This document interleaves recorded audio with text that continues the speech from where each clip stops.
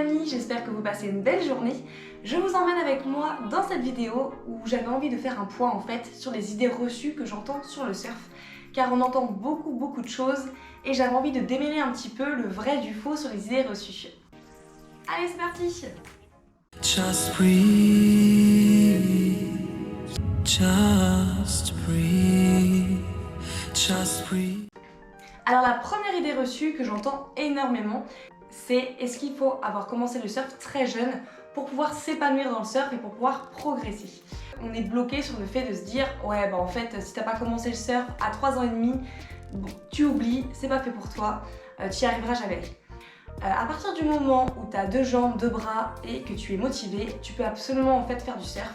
Tu peux t'épanouir dans le surf, il n'y a en fait aucun souci là-dessus. Donc il faut vous sauter cette idée reçue de la tête. Donc vous mettez pas de barrière, foncez et vous verrez que ça se passera très bien. Deuxième idée reçue, le surf peut être très long. Alors ça c'est vrai, après bien sûr ça dépend évidemment, hein, il y a toujours des exceptions, mais le surf, je vais être très honnête avec vous, il faut être très motivé, il faut être organisé et il faut également en fait être déterminé et ne pas lâcher. Surtout pour la première phase du take-off, ça peut vraiment prendre un petit peu de temps pour vraiment que vous arriviez à vous lever et prendre du plaisir.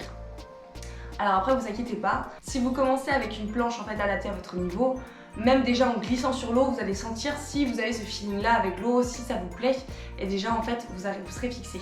On passe à la troisième idée reçue où on entend beaucoup parler que les femmes ne savent pas surfer. Non, en fait les femmes ne sont pas réservées à aller surfer sur les vagues en mousse et elles ont également leur place sur le pic. Donc cette idée reçue est totalement fausse.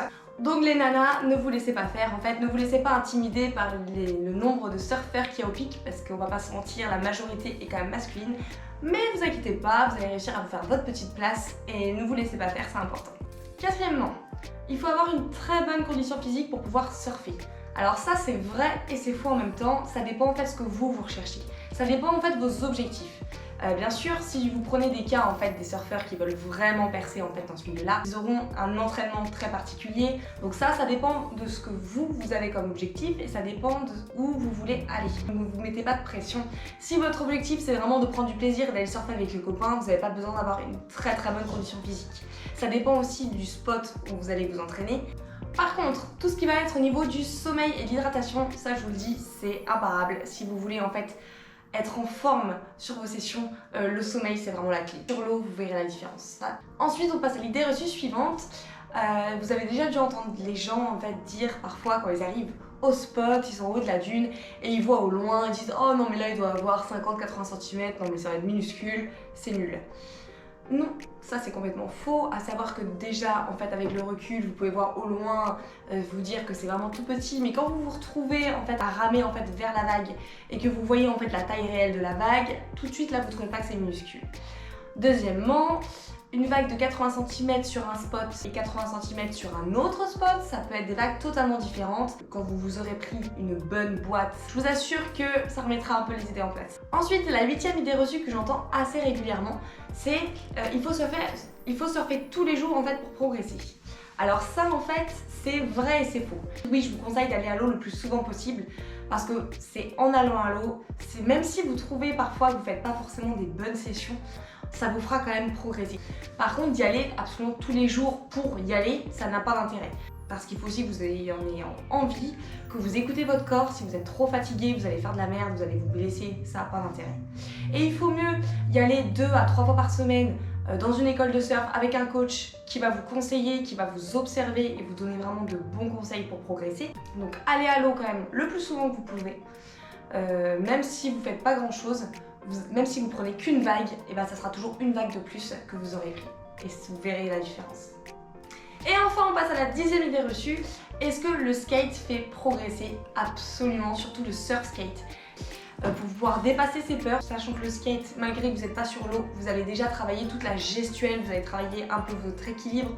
Parce que quand vous êtes lancé sur une vague, on a tendance à précipiter parce que la vague arrive, vite, on se lève et en fait on fait de la merde. Alors que le skate, ça permet en fait surtout au pump track, là où en fait vous avez en fait des dunes en béton, on va dire ça comme ça, où vous apprenez vraiment à pomper et surtout pour le regard et la gestuelle des épaules. Bah simplement parce que si tu regardes pas au bon endroit, si tu n'accompagnes pas ton corps Dans le mouvement, bah, tu te manges les dents sur le bitume mais t'en as pas trop envie. Donc ça, moi, ça m'a vraiment aidé. Pour également bosser un petit peu vos tricks, que ce soit par exemple le bottom ou après le top turn, ça en skate, vous pouvez vraiment vous appliquer et travailler là-dessus. Donc n'hésitez pas, dès qu'il fait moins beau, dès qu'il n'y a pas de vagues, prenez votre skate et je vous assure que ça va vous redonner la motive. Et voilà, cette vidéo sur les idées reçues est terminée. On se revoit très vite pour une nouvelle vidéo. Je vous souhaite de très belles sessions sur l'off et on se revoit très vite. Allez, ciao ciao!